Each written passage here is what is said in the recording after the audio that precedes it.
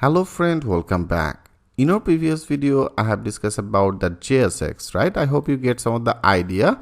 Now in this video, I want to discuss about one of the most important things in React.js, like when you create any component, that is by default one of the component as a app JSX component, and also I have created another component as a test component, right? And both of these are using that functional component. So in React.js, when you create any new component, in component you can actually create two type of component. One will be as a function component, another will be as a class component. So both of these functionality is just like that same, only they have some of the little different in function. I want to show you, then that will be very clear to you. Like before, I have created one of the component as a test component, and here I am actually using that functional. Okay, with this function it will be return one of the value, and into this return area I simply load this div. Now I want to create another component as a class based component. So friend, it doesn't matter if you choose that function component, you can work with this function component. If you choose that class component, you can work with this class component. So both of this is very easy. So whatever you like, you can choose it. So they have no competition. Okay, like I want to create another new one, like into the src I want to create another new file, and I want to create another new component. I just name it as a person. Okay, person.jsx. So as I told you, you can use it as a JS, rather than you can also use it as a JSX. So that is one of the extension. Now click as a enter. Now you can see it's now successfully created. And here when you write down as a RCE, automatically it will be suggested one of the class export component. Okay, if you click as a RCE, now click as a enter, you can see it's now successfully created total structure for the class based component. So when you write down as a RC, then that will be suggested. So if it's not suggested, simply install one of the package. If you are using that Visual Studio Code, go to that setting, go to that extension, and into the extension there is another extension as a ES7 React Redux. Okay, simply search it on here. I have already installed it.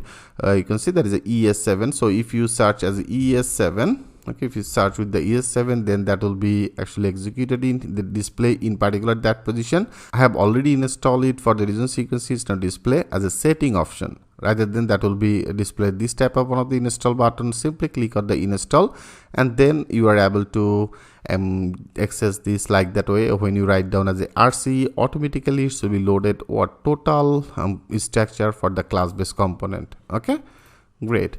So right now that is the class based component, and that is our functional component. Now you can actually compare both of this. Right now we don't need this. I remove it. Okay, I remove it and I close it. Great. So into the functional component, okay, into the functional component there is another function, and there is our function name. That is a component name, right?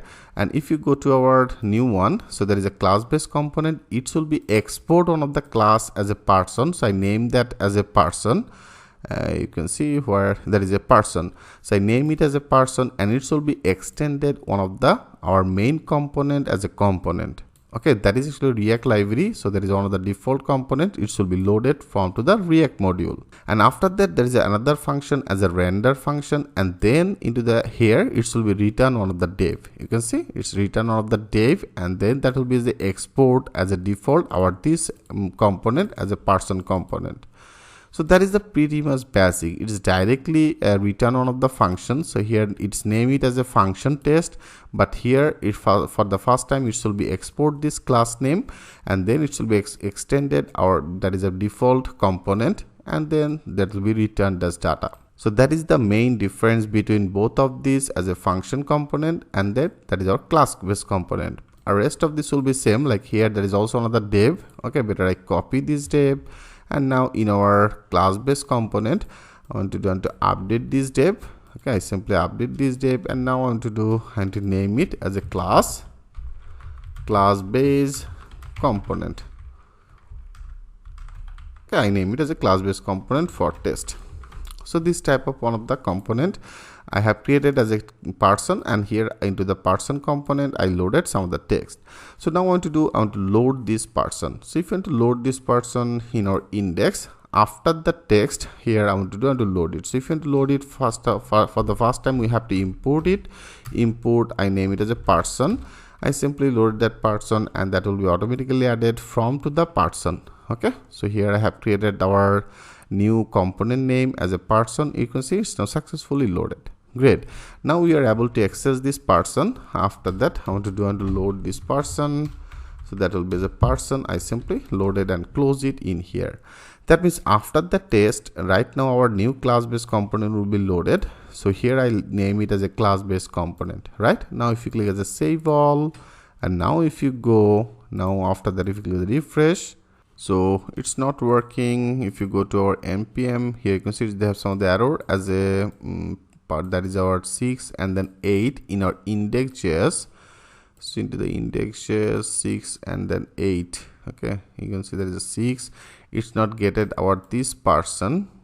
That is not getted that our this person here. As I told you, if always we have to create our name. That means our component name will be as a capital. Okay, I name it as a capital, as a P, as a person. Now I name it, and I want to overwrite it. Click as a yes. I update that person. Now go there. Now that is our person. So I want to update it as a person. That will be as a person. From here I export it, and now in our index I name it as a person. The person, that will be as a person. Okay, now let's check this out. Click as a save all. Now refresh it. Yeah, you can see it's now successfully loaded as a class-based component for test. Okay, make that sure. You have to always use that as a first letter for the component. So now I have used that as a person. Now you can see it's not perfect. So now here I pass one of the HTML. So now that is one of the class-based component, and in our index, into this index area, I loaded this person. Okay, so right now that is our app, that is our test, and now that is another one. I have created another component as a person component, and now that is also loaded. So that is our function component, and that is our class-based component. I hope, friend, you get some of the idea of what exactly the difference between both of these. So that is our function component, and that is our class-based component. Okay, so that is the main basic structure. So don't worry, literally step by step we'll go more deep, and everything will be very clear to you. Okay, so how you can create some of the class-based component, I hope it's also very much clear to you. So thanks for watching, and I will see you in the next video.